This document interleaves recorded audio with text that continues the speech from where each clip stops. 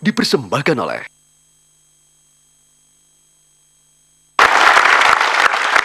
Halo, selamat malam pemirsa. Kita berjumpa lagi dalam Forum Asuransi. Saya Cheryl Tanzil dan untuk malam ini saya didampingi oleh yang akan ikut memandu acara ini adalah Ibu Nini Sumohandoyo selaku Kepala Departemen Komunikasi dari Asosiasi Asuransi Jiwa Indonesia. Selamat malam Ibu Nini. Selamat malam Cheryl, apa kabar?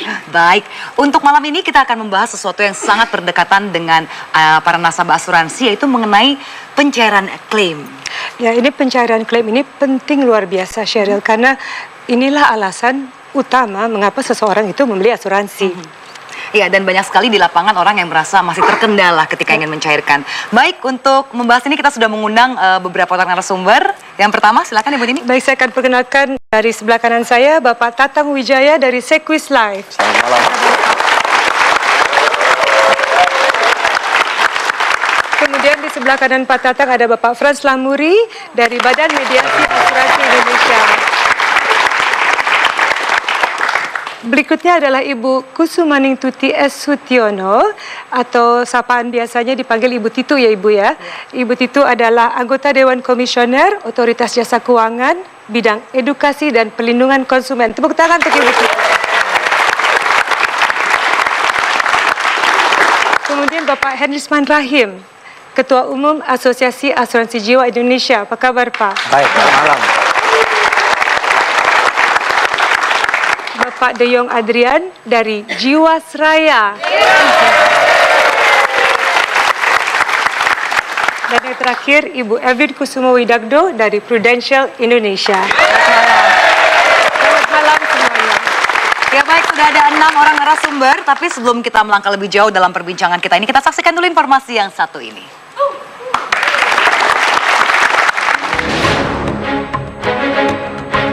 Beberapa kasus kecelakaan dan kesehatan yang melibatkan klaim asuransi seringkali mendapatkan penolakan dari pihak perusahaan asuransi. Rumit dan lamanya proses klaim kerap menjadi persoalan yang menimpa banyak nasabah. Tak dapat dipungkiri, sebagian besar masyarakat masih awam dengan berbagai syarat dan ketentuan dalam produk asuransi. Itu sebabnya Otoritas Jasa Keuangan telah mengeluarkan POJK nomor 1 tahun 2013 mengenai pelindungan konsumen. Kebetulan saya punya polis asuransi, salah satu protesnya sih yang kebanyakan adalah klaimnya yang terlalu lama. Tapi kalau disuruh bayar, itu suruh cepat, tapi kalau untuk ngeklaim itu lama. Badan Mediasi Asuransi Indonesia yang membantu nasabah ketika mengalami penolakan klaim asuransi mencatat jumlah sengketa yang ditangani pada tahun 2012 mencapai 139 kasus, naik dari 46 kasus di tahun sebelumnya. Mengapa BMAI perlu ada? Ingin membantu orang-orang kecil yang mempunyai sengketa klaim dengan perusahaan asuransi.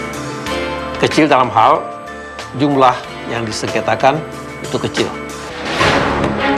Kejujuran nasabah pada saat proses pembuatan asuransi merupakan salah satu faktor terpenting.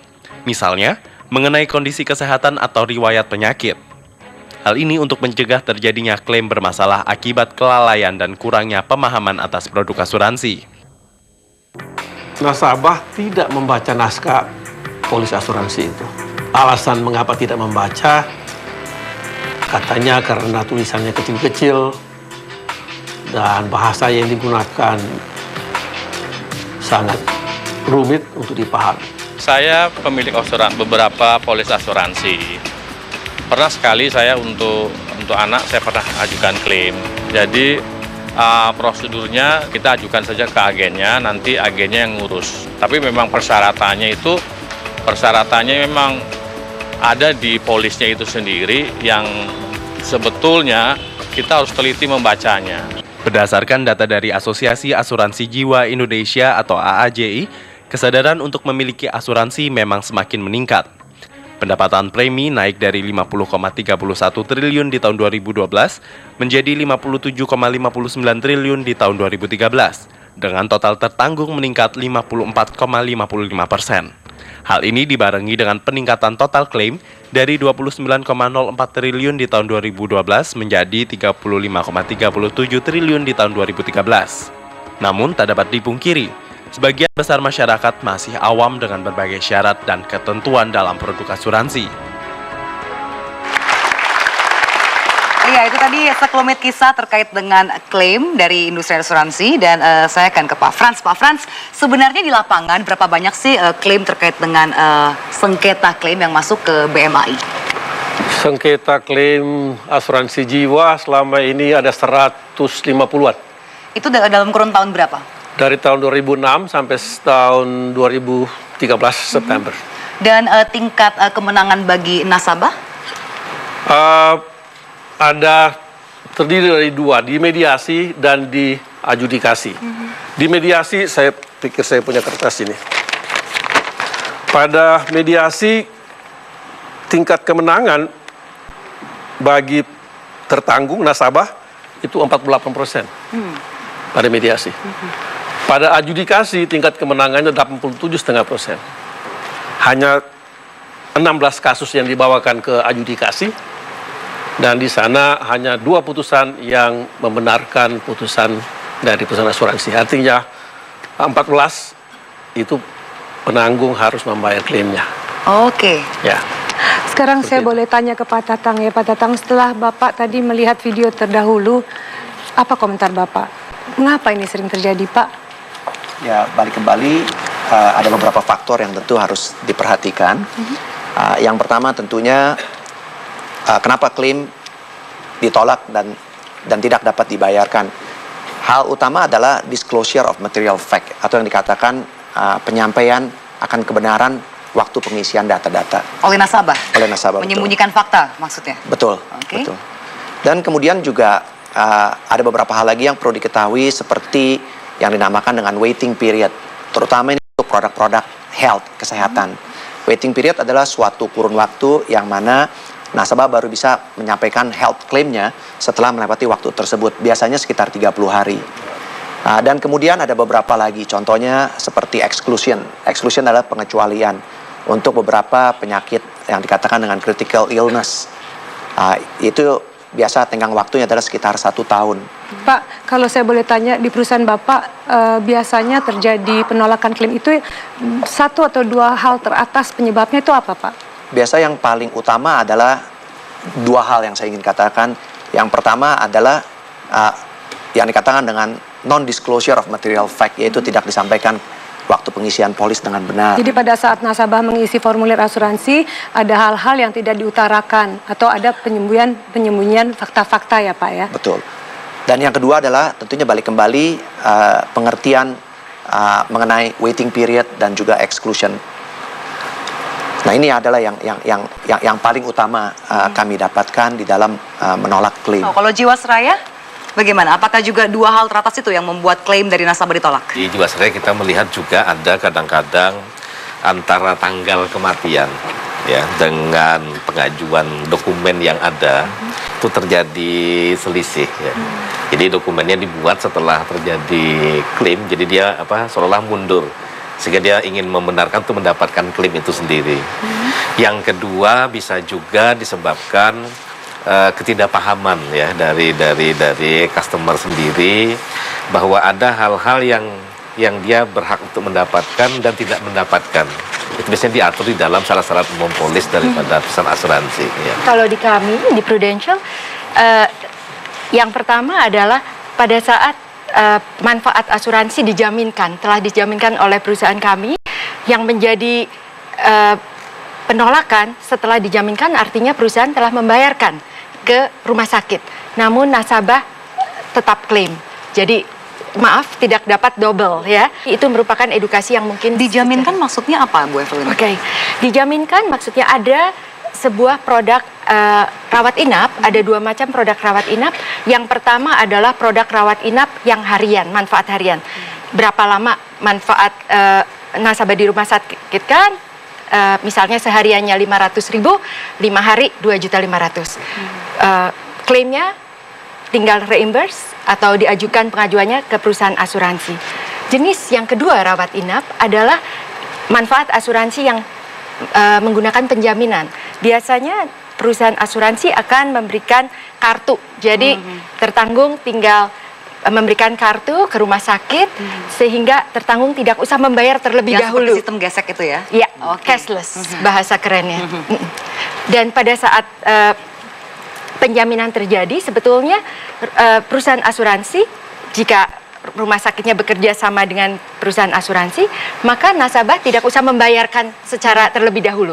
Kami yang akan membereskan, kecuali apabila ada kelebihan biaya yang harus ditanggung oleh nasabah. Misalnya kelasnya yang dibeli di plan kita adalah 500.000, tapi nasabah memilih yang 750, maka 250-nya tidak. Demikian. Oke, ya baik. Dan pemirsa, kami harus jeda kembali, tapi usai jeda tetap bersama kami karena kami akan langsung membahas apa sih sebenarnya yang dimaksud dengan peraturan OJK nomor 1 yang isinya adalah untuk melindungi konsumen ya. Tepat sekali. Ya, kami akan kembali masih di Forum Asuransi.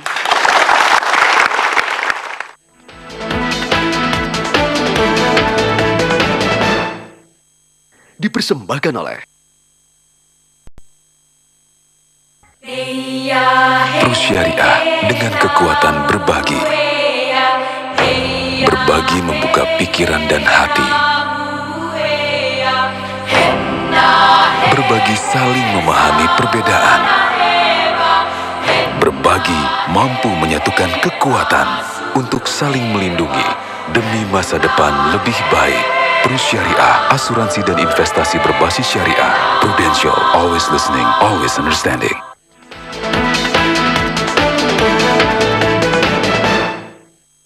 Dipersembahkan oleh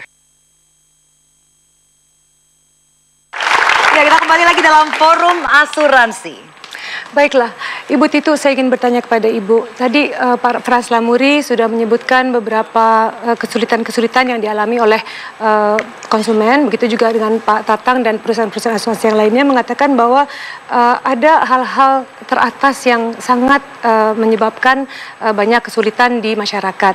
Nah, kami tahu bahwa OJK sudah mengeluarkan peraturan OJK nomor 1 mengenai perlindungan konsumen. Menurut Ibu, apakah nanti peraturan itu dapat memperbaiki situasi dan kondisi saat ini, Bu? Bahwa OJK sejak 10 bulan yang lalu juga sudah membuka contact center yang bisa diakses oleh masyarakat. Nah, ini kita dari aduan yang hampir 700 hingga minggu yang lalu, itu 306 merupakan aduan dari asuransi. Dan sebagian besar adalah permasalahan klaim yang tidak di-cover, perbedaan pendapat antara pemegang polis dan perusahaan asuransinya. Jadi memang mengemuka ketidakpahaman mana yang di-cover, mana yang tidak di-cover. Nah, dengan POJK nomor 1 tahun 2013 yang nanti efektif berlakunya baru tahun depan, itu banyak dimuat perlindungan konsumen di satu sisi, tetapi juga mendorong pelaku usaha jasa keuangan termasuk asuransi untuk beroperasi lebih baik sehingga lebih maju. Nah, itu antara lain juga disebutkan bahwa edukasi kepada konsumennya itu penting. Bahkan dalam salah satu pasalnya disebutkan sebelum transaksi itu ditutup perlu dibuat semacam ringkasan apa-apa saja yang sudah dijelaskan, misalnya manfaat, risiko, bagaimana cara mengajukan klaim, itu perlu ada dalam ringkasan eksekutif sehingga betul-betul pemegang polis sebelum menutup transaksinya mengetahui dengan baik.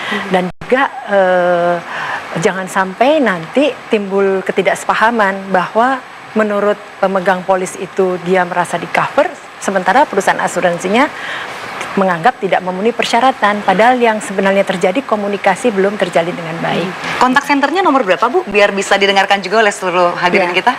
Kontak senternya nomor 500 655. Kalau di Jakarta 021, tapi dari seluruh kota di seluruh Indonesia bisa menggunakan nomor lokal, area code lokal. 500 655. Ya. Oke, ini mohon dicatat ya untuk semua hadirin. Ya, Pak Hendrisman, balik lagi mengenai klaim yang ditolak ya Pak. Di mana peranan asosiasi asuransi dalam hal ini? Apakah banyak juga konsumen yang menghubungi asosiasi dan kalau mereka menghubungi biasanya bagaimana mekanismenya Pak? Kita ini menyadari semua di industri ini bahwa klaim itu adalah jendelanya asuransi gitu. Jadi semua nasabah kita tuh untuk melihat suatu perusahaan asuransi itu baik atau tidak pasti dari klaimnya. Gitu.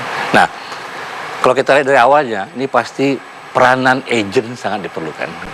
Nah, agent kita sudah punya kode etik yang jelas bahwa apa yang harus dilakukan agent. Dia harus menjelaskan dengan sebaik-baiknya dan sejelas-jelasnya, setransparan mungkin kepada calon tertanggung.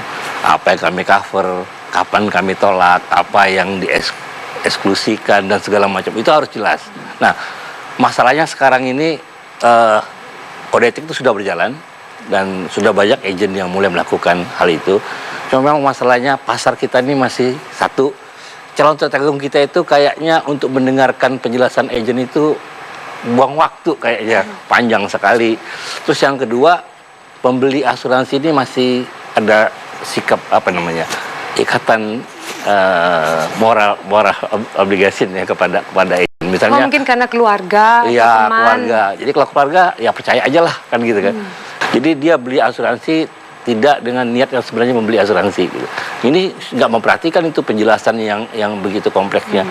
Sehingga pada waktu terjadi klaim baru diajukan, oh ini termasuk eksklusi segala macam. Di situ kagetnya.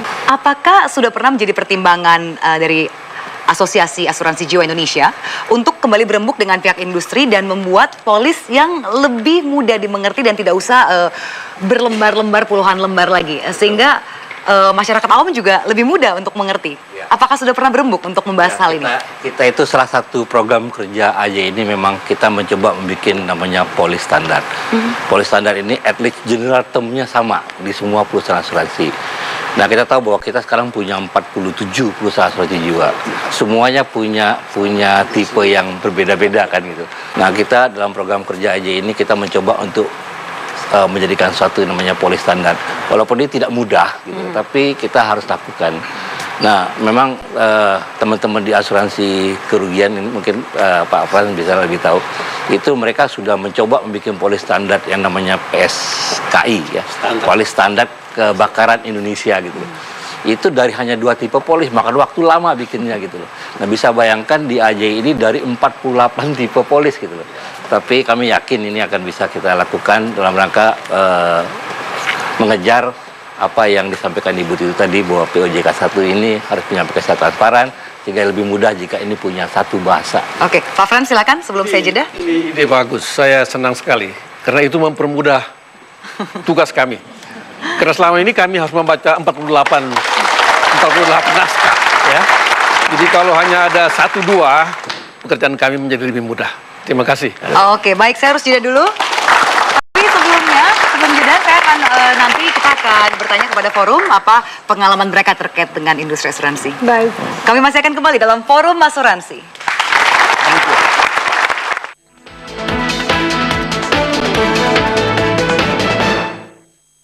Dipersembahkan oleh Terus Syariah dengan kekuatan berbagi.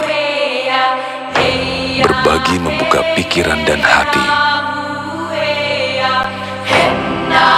Berbagi saling memahami perbedaan. Berbagi mampu menyatukan kekuatan untuk saling melindungi demi masa depan lebih baik. Terus Syariah, asuransi dan investasi berbasis syariah. Prudential, always listening, always understanding. Dipersembahkan oleh Ya, kita kembali di forum asuransi dan di segmen ini akan saya buka dengan beberapa pertanyaan dari hadirin yang sudah ada di studio. Siapa yang ingin bertanya dari hadirin? Ada satu kasus yang saya akan tanyakan mengenai klaim asuransi kesehatan. Ini terjadi kepada teman saya, dia sedang mengantar saudaranya ke daerah Kuching, Malaysia. Kemudian tiba-tiba dia sakit perut dan dia akhirnya diperiksa oleh dokter, ternyata ada myom dan dia melakukan surgery atau operasi di sana kan. Lalu karena masih di daerah di luar negeri, jadi akhirnya dia bayarkan dulu dengan kredit card dan dia klaim. Dia klaim kepada agen yang selama ini yang menghubungi dia untuk waktu dia pertama.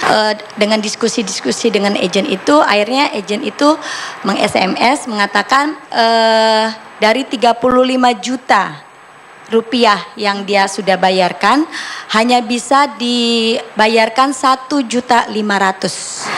Lalu teman saya ini tidak mau membalas SMS itu karena dia tidak menerima kenyataan itu bahwa dari 35 juta harus dibayar 1,5 juta. Alasan dari sang agen apa? Memang begitu adanya. Dengan alasan ada satu kondisi yang sempat dia argu, dia meminta satu kwitansi dari rumah sakit di Kuching. Lalu dikatakan Kwitansi dari rumah sakit di Kucing itu kalau di luar negeri kan semua kondisi-kondisi dicatat dari atas sampai bawah, lalu jumlahnya berapa itu aja kwitansi gitu kan. Mau ditanya materai ya nggak ada materai kan. Pokoknya apa yang diberikan oleh rumah sakit di Kucing itu yang dia kasih. Oke, baik Ibu Diana. Dari siapa dulu yang ingin menjawab? Mungkin dari Ibu Evelyn. Oke, silakan dari Prudential. Silakan Ibu Evelyn. Seringkali ada nasabah yang demikian juga. Namun mungkin boleh disarankan ke rekan Ibu untuk menelpon perusahaan asuransinya. Apabila penjelasan dari tenaga pemasaran kurang memuaskan, silakan tanya ke perusahaan asuransinya, ke call centernya, sehingga bisa mendapatkan penjelasan yang jelas. Yang kedua adalah perlu dilihat manfaatnya ya Bu ya. Berapa besar yang dimiliki untuk manfaat rumah sakitnya mungkin ya. Dan apakah seperti misalnya MIOM, apakah ada pengecualian di tahun pertama atau hal-hal yang tanpa melihat kasusnya secara spesifik agak susah menjawabnya. Tapi saran saya, telepon perusahaan asuransinya Bu, dengan senang hati akan kita jelaskan. Ibu Evelyn, seringkali seorang nasabah sudah melakukan apa yang Ibu anjurkan untuk lakukan. Tapi ternyata memang apa yang ditagihkan itu jauh lebih besar daripada yang dibayarkan oleh perusahaan asuransinya. Ini kira-kira apa terjadi ya Bu? Bisa berbagai macam tuh Bu Nini. Pertama adalah berapa besar manfaat asuransi untuk rumah sakitnya. Karena bisa saja manfaat asuransi yang dibeli, saya kurang tahu persisnya ya Bu ya. Misalnya nasabah memilih plan yang kecil untuk rumah sakitnya, mungkin. Berarti dibayarkan juga akan kecil. Kecil, gitu ya? mungkin ya. Atau mungkin juga adalah kalau tentang kwitansi asli Ibu, ada tadi dua manfaat asuransi rumah sakit. Yang pertama adalah rawat inap harian, manfaat harian. Yang kedua adalah pakai dijaminkan. Kalau yang pertama itu bisa pakai kwitansi yang biasanya kita mintanya kalau tidak asli bisa dilegalisir ya. Tapi yang kedua memang harus asli. Nah, kwitansi asli kalau di luar negeri atau di Indonesia itu ada detail dan juga ada satu lembar Bu yang mengatakan misalnya semua habisnya 35 juta ya Bu ya. Ada satu yang mengatakan 35 juta beserta detailnya. Nah mungkin perusahaan asuransi tersebut meminta bukan saja detail tapi yang satu lembar untuk dicari dulu kali Ibu. Oke, dari Prudential itu jawabannya. Saya ingin tahu juga bagaimana dengan Jiwasraya dan juga Sequis Life. Mungkin Sequis Life dulu, jika memang permasalahannya pada kwitansi di sini, karena saya juga pernah mengalami tidak sampai 35 juta dan kebetulan lokal, jadi saya bisa bolak-balik. Tapi melihat pengalaman kawan dari Ibu Diana ini di luar negeri, apakah mungkin dari perusahaan untuk memperpanjang tenggang waktu untuk sang nasabah untuk istilahnya mengurus surat-surat lebih lanjut lagi? Perlu saya tambahkan bahwa kita juga memberikan tenggang waktu untuk mengurus, untuk mendapatkan yang tadi dikatakan dengan detail statement ya. Detail statement atau detail dari charges yang dilakukan oleh rumah sakit. Karena mungkin saya tidak bisa menduga, akan tetapi ada beberapa analisa yang saya lihat, balik kembali, walaupun kwitansi kita bisa gantikan dengan detail statement, banyak sekali kenapa kita butuhkan detail statement tersebut, tidak lain adalah kita ingin lihat diagnosanya. Apakah diagnosa ini sesuai dengan apa yang diklaimkan tersebut. Dan yang kedua, kita balik kembali melihat juga apakah adakah pre-existing kondisi atau tidak. Dan ini yang sangat penting sekali. Tadi sudah ditambahkan oleh Bu Evelyn bahwa beli sesuai dengan plan yang dibeli. Karena banyak sekali kadang-kadang karena lifestyle banyak sekali mereka tidak mau masuk ke kamar yang sesuai dengan plan yang dibeli, sehingga yang terjadi adalah dibayar secara prorata.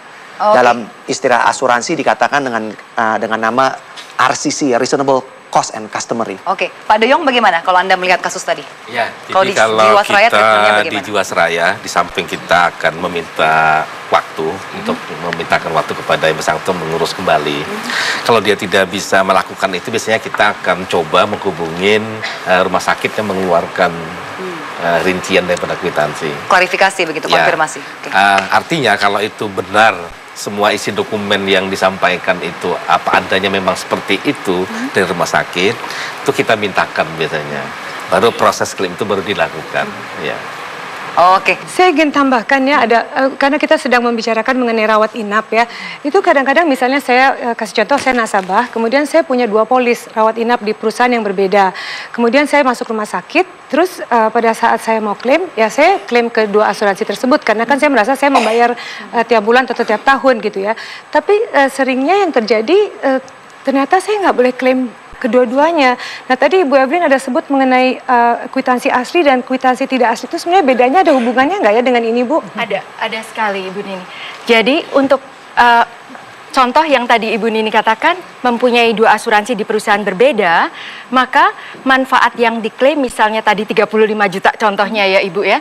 Di perusahaan pertama contohnya dengan mengambil manfaat yang dapat membayarkan sampai dengan 15 juta.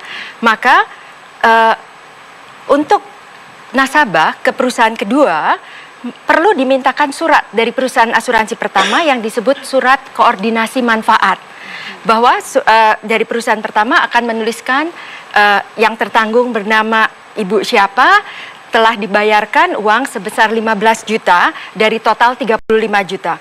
Selain fotokopi karena aslinya sudah diambil oleh perusahaan yang pertama ya Bu ya, perusahaan kedua perlu diberikan surat koordinasi manfaat beserta fotokopi dari kwitansi dan sebagainya, termasuk detail diagnosa, diberikan ke asuransi kedua, sehingga perusahaan asuransi kedua dapat membayarkan manfaat sesuai yang dibeli oleh tertanggung tersebut. Jadi kalau misalnya sebaliknya tagihannya 10 juta, ya, kemudian saya diasuransikan di perusahaan A misalnya 15 juta, sehingga yang perusahaan satu lagi saya udah nggak bisa klaim lagi, Bu Evelyn. Betul. Untuk jenis manfaat yang dijaminkan itu memang tidak bisa, karena tujuan dari asuransi bukan mengambil untung, adalah untuk mengganti biaya-biaya risiko yang telah terjadi. Untuk jenis manfaat rumah sakit itu tidak bisa, Ibu Nini. Saya harus jeda dulu, kami akan kembali masih dalam forum asuransi.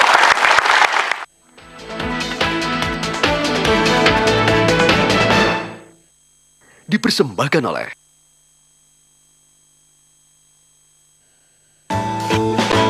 Melangkahlah dengan pasti untuk hari ini dan nanti.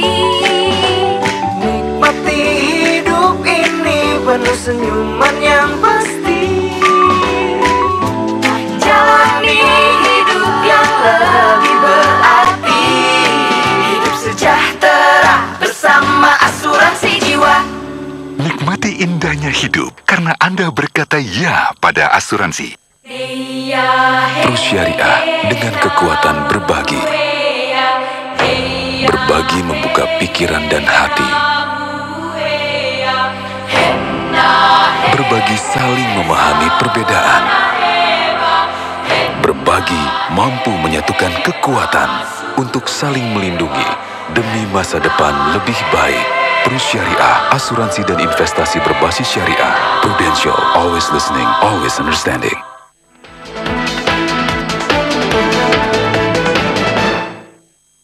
Dipersembahkan oleh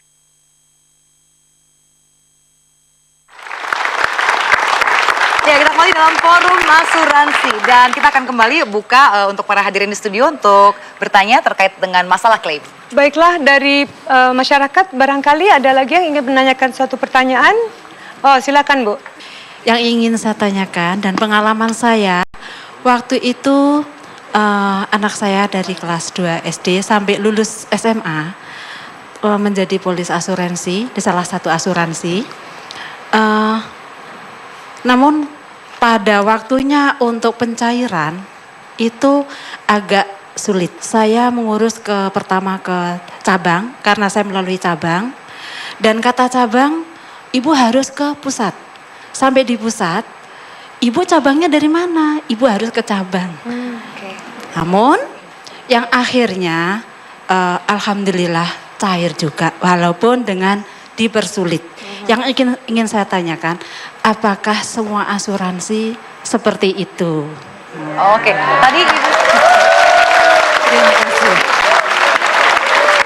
Tadi Ibu mengambilnya polis asuransi apa? Jiwa apa kesehatan atau apa? Pendidikan. Pendidikan ya? Iya, pendidikan. Oke. memang enggak semua polis atau klaim asuransi itu seringkali ditolak ya. Tapi memang seperti Ibu alami itu dilempar-lempar ya Bu ya, dari cabang ke pusat, cabang ke pusat. Nah, memang masyarakat itu banyak merasa bahwa klaim asuransi itu prosesnya itu sangat sulit, berbelit-belit, lama. Itu kira-kira kenapa sih Pak Tatang? Kenapa mesti begitu atau bagaimana ya Pak? Kami di Sekwis setiap kali contohnya program yang dibeli adalah program pendidikan. Untuk program pendidikan ada tahapannya. Ya, sesuai dengan apa yang telah diuraikan di polis yang Ibu beli. Biasanya yang kami lakukan adalah sebelum jatuh tempo, 1 bulan sebelum jatuh tempo kami sudah kirimkan surat ke masing-masing nasabah untuk menanyakan mau ditransfer kemanakah tahapan tersebut. Surat konfirmasi itu kita kirimkan langsung dari kantor pusat, sehingga Ibu tidak perlu menunggu kembali. Dan yang kedua adalah apabila di polis tersebut Ibu katakan pada waktu pembayaran tahapan tolong ditransfer ke account nomor Ibu tersebut. Dengan demikian waktu jatuh tempo itu otomatis kita akan transfer Bu. Pak Tatang, kalau misalnya ya seseorang itu masuk asuransi lewat cabang A, apakah memang pada saat dia mengklaim asuransi itu harus ke cabang tersebut atau boleh ke cabang mana saja atau harus ke kantor pusat sih Pak? Tidak Bu, karena itu kan kita punya sistem adalah online, jadi dimanapun mereka mengklaim itu bisa dilakukan. Jadi memang seharusnya ya Ibu kemanapun Ibu ingin mengklaimkan asuransinya itu kemanapun cabang atau pusat itu sebenarnya memang bisa dilakukan. Saya boleh menambahkan? Silakan. Tadi Ibu pertanyaannya, apakah perusahaan asuransi semua demikian mempersulit klaim ya? Rasanya perusahaan asuransi inginnya cepat-cepat bayar klaim Ibu. Karena membayar klaim adalah merupakan tanggung jawab dan kewajiban perusahaan asuransi. Kami di Prudential itu mempunyai pengukuran waktu, berapa lama kita bayar. Kalaupun ada yang lebih lama kita tahu dan berapa cepat kita ukur. Namun saran saya apabila ada yang demikian, kembali lagi tetap aja harus ke kantor pusatnya saja kali Bu. Oke, kalau Pak Deyong? Ya. Jadi kalau di Jiwasraya kita untuk klaim tahapan dana pendidikan itu memang otomatis. Karena kita sampai 300 juta itu dia boleh ambil di semua kantor cabang di Jiwasraya di seluruh Indonesia. Kecuali dia di atas 300 juta, baru dia mengajukan ke kantor pusat. Mungkin ini di atas 300 juta nih, sampai dilempar-lempar. Jadi artinya dia otomatis pada saat datang di kantor itu, sepanjang dia membawa polisnya, terus membawa yang kelengkapan identitas dirinya, masa itu juga bisa dibayarkan. Tapi rata-rata 1 bulan sebelum tempo itu sudah diberitahukan melalui surat. Ya. Dan kami punya standar maksimum 14 hari untuk klaim yang expire itu sudah harus diterima oleh pemegang polis. Ya. Nah, dalam POJK nomor 1 nanti yang akan berlaku tahun depan, apakah ada suatu klausel yang juga melindungi ketidaktahuan para konsumen ini? Yang jelas di dalam salah satu pasal itu di peraturan OJK itu harus dikomunikasikan, dan kemudian yang tadi saya sebut juga wajib membuat ringkasan. Dalam ringkasan itu salah satunya adalah apa saja yang tidak dicakup. Nah, apa saja yang tidak dicakup? Apa saja yang tidak dicakup itu juga dibuat ringkasan tertulis selain dijelaskan.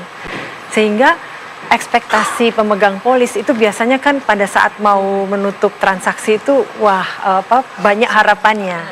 Nah, ini perlu digambarkan oleh agen yang menjajakan bahwa ada loh peristiwa-peristiwa tertentu di mana ini tidak berlaku. Saya akan lempar contoh kasus lagi dalam forum ini. Kasus ini mungkin semua orang banyak yang tahu. Saya tidak bisa sebutkan nama-nama jelas karena ini masih dalam proses hukum juga. Tapi begitu menyedot perhatian publik dan juga industri asuransi di tahun ini. Sebuah kecelakaan melibatkan anak di bawah umur dan dianggap polisnya dilanggar ketentuannya dan akhirnya klaim tidak bisa dicairkan karena dianggap melawan ketentuan undang-undang. Nah, ini sebenarnya bagaimana pihak asuransi menyikapi kasus ini, karena tentu bukan 1-2 kejadian, ini kebetulan karena public figure jadi terangkat ke expose ke permukaan, tapi pasti kan banyak sekali kasus-kasus seperti ini juga yang ketika orang yang mengklaim ternyata melanggar undang-undang lalu dia tetap mengklaim polis asuransinya. Itu bagaimana treatment perusahaan? Kami pernah mengalami satu kasus yang mana kasusnya mirip akan tetapi ini kasus kecelakaan yang mana umur sudah cukup akan tetapi SIM-nya tersebut, surat izin mengemudinya sudah expired, sudah terlampaui. dan cukup lama, dan kemudian terjadi klaim. Nah, tentunya hal ini kita melihat kembali ke perundang-undangan yang berlaku. Ini klaimnya berarti klaim kecelakaan ya? Klaim ke rumah sakitnya atau klaim mobilnya? Kecelakaannya, Oke. yaitu ke rumah sakit. Oke. Yang mana kami melihat kembali ke provisi yang kami cantumkan di polis kami mengatakan bahwa tunduk kepada peraturan perundang-undangan yang berlaku di Indonesia. Dengan demikian kami balikan kembali dan kami mengatakan bahwa bagaimana peraturan dengan perundang-undangan mengemudi apabila sudah lewat SIM-nya, tentunya hal ini adalah melanggar peraturan yang ada dan sudah tentu kami tidak bisa membayarkan klaimnya. Akan tetapi saya katakan apabila SIM-nya valid, yaitu masih berlaku, otomatis hal ini kami akan proses dengan cepat. Hendrisman, apakah tidak ada celah lagi bagi sang nasabah untuk paling tidak win-win solution, dia mendapatkan sedikit saja bagian dari manfaat yang telah dia bikin perjanjian dengan perusahaan asuransi? Saya kira bukannya untuk win-win ya. Tapi sebenarnya hal seperti ini bisa diselesaikan, dibicarakan secara bersama antara perusahaan asuransi penanggung dan juga tertanggung. Ini kondisinya dan dua-dua akan melihatlah status seperti ini. Kalaupun juga di sini juga tidak ada penyelesaiannya, kenapa tidak kita gunakan yang BMAI yang memediasi ini? Walaupun kalau saya nggak salah BMAI punya batasan ya. Ada Pak. Maksimum 500 juta.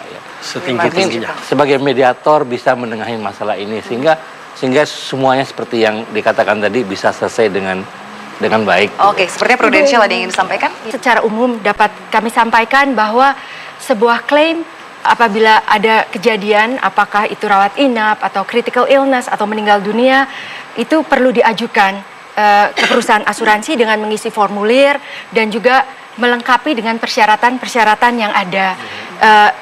Untuk demikian, dokumen-dokumen tersebut akan perusahaan asuransi teliti dan analisa apakah manfaatnya akan dapat dibayarkan atau tidak sesuai dengan ketentuan polis.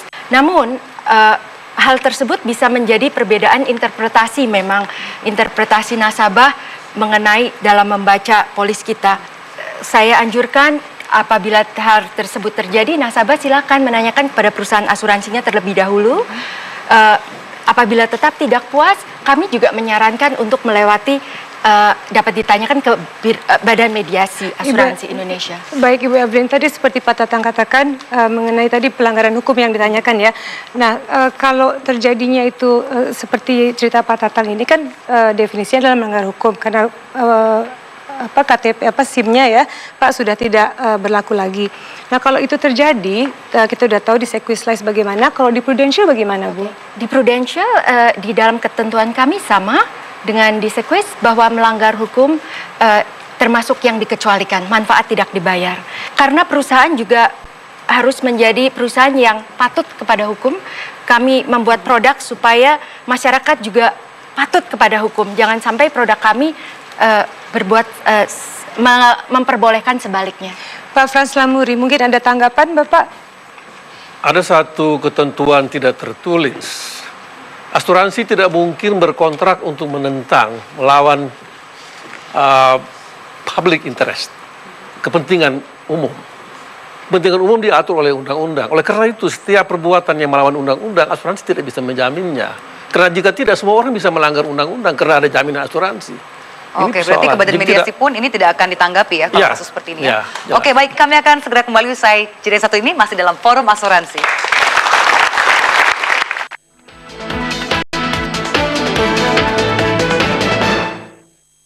Dipersembahkan oleh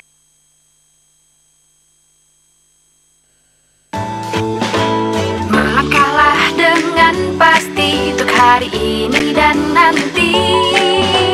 Nikmati hidup ini penuh senyuman yang pasti. Jalani hidup yang lebih berarti. Hidup sejahtera bersama asuransi jiwa. Nikmati indahnya hidup karena Anda berkata ya pada asuransi. Terus Syariah dengan kekuatan berbagi. Berbagi membuka pikiran dan hati. Berbagi saling memahami perbedaan. Berbagi mampu menyatukan kekuatan untuk saling melindungi demi masa depan lebih baik. Syariah, asuransi dan investasi berbasis syariah. Prudential, always listening, always understanding.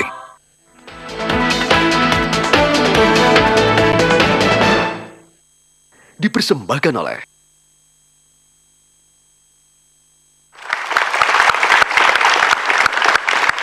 Baiklah, kita kembali di forum asuransi.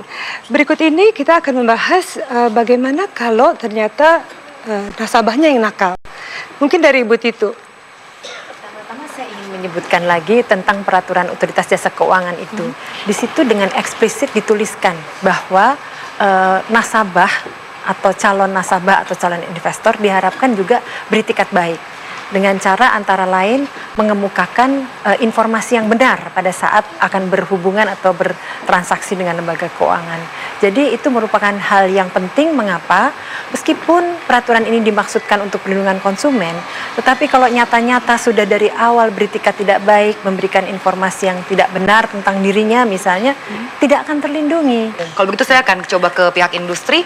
Pernah tidak ada pengalaman di mana nasabahnya yang justru berusaha mengakali perusahaan asuransi? Silakan, Pak Dio, silakan. Jadi ada dua kemungkinan kejadian yang pernah kami alamin. Yang pertama adalah biasanya di dalam klaim meninggal. Ya. Orangnya tidak benar-benar meninggal? Iya. Ada kejadian? Ada. Ya. Nah, jadi dalam hal seperti ini, karena prinsip dasar asuransi itu kan itikat baik. Baik si tertanggung maupun si penanggung, itu dasar yang utama di dalam kontrak asuransi.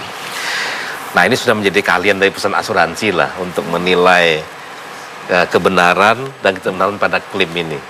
Itu gampang sekali, kita sudah punya keahlian untuk itu. Nah, dalam hal seperti ini prinsipnya kita tidak akan bayarkan. Jadi apakah polis itu sudah melewati masa konsultasi klaim misalnya 2 tahun atau tidak, sepanjang dia ada unsur yang sifatnya menipu atau etikat yang tidak baik dari awal, klaim itu tidak akan kita bayarkan. Oke, Pak Tatang bagaimana dengan kisah di Sequis Life? Pernah ada fraud seperti ini dari nasabah? Ya, kami pengalamannya lain, agak sedikit beda dengan Pak Deyong dari Jiwasraya. Ya, pengalaman kami adalah di asuransi kesehatan. Nah, ini banyak sekali terjadi apa yang dikatakan kontrak asuransi ini ada berdasarkan utmost good faith, asas saling percaya. Memang ada beberapa yang dikatakan beli polis asuransi ada batas tertentu yang tidak perlu medical, yang dikatakan dengan non medis. Ada juga yang tentu medical, jumlah tertentu. Dan yang paling sering kami ketemukan adalah contohnya di klaim asuransi kesehatan adalah dengan orang sudah memiliki diabetic mellitus. Dan hal ini tidak di-disclose waktu pertama kali mengisi aplikasi. Dan tidak jujur begitu? Ya, tentang tidak kondisi jujur. riwayat kesehatan. Betul. Dan yang terjadi adalah setelah klaim dimasukkan ke kami menginvestigasinya. Dan setelah diinvestigasi ada pre-existing kondisi mengenai diabetic mellitusnya. Ada beberapa hal yang kami lakukan setelah yang mana disclosure dari material fact tersebut tidak diberikan kepada kami. Yang pertama kami lakukan adalah kami meng-underwrite kembali. Maksudnya men-underwrite? Yaitu di-assess lagi resikonya. Apakah ini masih berhak atau tidak. Apabila masih berhak, tentunya kami akan kenakan ekstra premi. Apabila ekstra premi tidak bisa, bahwa stadiumnya sudah sangat tinggi sekali, yang kita lihat kembali adalah apakah asuransi kesehatan kita drop, kemudian asuransi jiwanya kita teruskan. Dan tentunya dengan catatan harus ada ekstra premi. Tapi apabila kedua hal tersebut tidak, yang kita lakukan adalah kita meng-cancel polisinya, dan yang terakhir adalah premi tentu kita tidak dapat kembalikan. Karena itu adalah bukan salah dari pihak penanggung. Dari tadi kan kita bahas apa saja yang harus dilakukan oleh nasabah supaya hal-hal seperti ini tidak terjadi. Tapi saya yakin pemirsa di rumah banyak sekali yang sudah memiliki polis ya. Nah, kalau ternyata mereka ingat gitu ya bahwa ternyata ada satu material fact atau fakta yang tidak diutarakan, itu sebaiknya harus bagaimana ya? Ya. Jika sudah terlanjur gitu. Sudah terlanjur berbohong lah atau menutup-nutupi kondisi atau lupa kesehatan. barangkali ya. Apakah masih boleh datang apakah dan masih boleh mengaku datang? dosa ke perusahaannya atau memang akan hangus sama sekali polisi ketika diketahui dia berbohong? Nah, balik kembali tadi saya katakan lebih baik mereka memberitahukan sejujurnya dan kemudian kita mengakses kembali resiko tersebut. Dengan resiko akan naik begitu uang premi per tahunnya ya? Atau naik atau juga bisa di cancel. Ya. Baik. Silakan Ibu Titu. Dalam hal ini memang bisa dikatakan bahwa pihak asuransi melalui agennya itu kan lebih pengetahuannya lebih tinggi, selalu lebih lebih menguasai lah, lebih expert dibandingkan nasabah yang akan diajak untuk menutup asuransi. Oleh karena itu di-guide pada saat menawarkan produknya itu dibimbing untuk bisa mengemukakan informasi yang seluas-luasnya yang diperlukan oleh perusahaan asuransi. Jadi kadangkala bukan karena beritika tidak baik, tapi memang tidak mengetahui bahwa itu harus diutarakan. Nah, oleh karena itu maka si agen inilah yang membimbing apa saja yang harus disampaikan. Ya, Pak Hendrisman, ada kan di kode etik keagenan ya, dikatakan bahwa agen itu pada saat nasabah atau calon nasabah mengisi formulir asuransi itu tidak boleh diisikan ya Pak ya. Oh, Dan betul, jika ternyata nasabahnya karena sebetulnya tidak dapat mengisi sendiri, maka harus didiktekan ya Pak ya. Betul, oleh dia nasabahnya. harus terangkan apa harus diterangkan diisi. ya. Dan lengkap dia menerangkan kepada calon tertanggung gitu. Supaya jangan menjadi salah persepsi yang diterima oleh tertanggung. Jadi harus semua dijelaskan sebelum terjadi penutupan, apalagi waktu mengisi SPAJ gitu ya, atau surat permintaan asuransi jiwa. Itu harus memang dijelaskan, isi sendiri dan segala macam, itu sangat penting gitu. Nah, sebenarnya dalam peraturan OJK nomor 1 nanti apakah juga diberikan sanksi bagi para agen yang berusaha menggelapkan informasi agar sang nasabah mudah untuk bergabung dan membeli polis? Ya, Sherin. Jadi pertama yang soal agen sekarang juga sedang digodok ya oleh pihak pengawas. Di kami kan edukasi dan perlindungan konsumen, tetapi di OJK juga itu sedang mereview peraturan yang berkenaan dengan agen. Bagaimana caranya memperbaiki supaya apa yang sekarang mungkin peraturan yang lama sudah baik, tapi dalam pelaksanaannya banyak yang ada gap antara peraturan dan Banyak yang bilang ketika agen sudah menjual lalu susah sekali dihubungi. Nah, ini ya mungkin ini jangan sampai seperti itulah ke depannya kalau asuransi juga ingin maju pesat seperti harapan Pak Hendrisman tadi. Nah, di POJK itu memang jelas tertulis bahwa kalau pelaku usaha jasa keuangan, lembaga keuangan yang tidak mematuhi peraturan-peraturan itu bisa dikenakan sanksi mulai dari peringatan tertulis, pembatasan kegiatan usaha, pencabutan sebagian dari kegiatan usaha sampai serius sekali bahkan bisa dicabut izin usahanya. Bisa dicabut izin usahanya. Frans, sedikit saja sebelum saya penutup, apakah POJK nomor 1 ini memang akan menambah kekuatan dalam mediasi bagi sisi nasabah? Jelas, di situ semua ketentuan diberikan agar nasabah sangat tertanggung, sangat terbuka, dan juga penanggung sangat terbuka. Kedua-duanya ini, karena awal tadi kita mengatakan bahwa sengketa itu terjadi karena orang tidak memberitahukan dengan benar keadaan riwayat kesehatannya, misrepresentasi, dan itu menjadi persoalan. Kalau semuanya terbuka pada awal, maka saya pikir mereka tidak akan bersengketa, dan semakin demikian kami tidak perlu bekerja. Karena semuanya aman. Dan saya mau tambahkan tadi sebenarnya kepada para nasabah, kalau Anda dijumpai oleh agent, maka silakan berhubungan dengan agent itu. Kalau sudah menjadi nasabah, Anda pergi ke perusahaan asuransinya, mereka lebih senang melayani Anda. Karena pada akhirnya yang membayar klaim Anda itu, apapun yang dijanjikan itu perusahaan asuransi. Jadi jangan segan-segan pergi ke perusahaan asuransi, teleponlah mereka bahwa bentarkah ini agennya dan seterusnya. Nanti akan mereka layani lebih baik. Oke, terima kasih Pak Frans, Bapak Ibu sekalian. Ya, berarti pilihlah perusahaan asuransi yang baik menurut yang Anda percaya, bukan hanya agen ya? Bukan hanya agen. Ya, agen juga. Oke, baik, dan demikian kita tutup dulu forum asuransi untuk malam ini. Terima kasih atas kehadiran Bapak Ibu dan juga hadirin sekalian, juga para pemirsa atas kebersamaannya selama 1 jam tadi. Saya Cheryl Tanzil. Saya Dini Sumohandoyo, dan untuk forum asuransi berikutnya, topiknya adalah produk unit link. Terima kasih. Baik, sampai jumpa dalam forum asuransi berikutnya.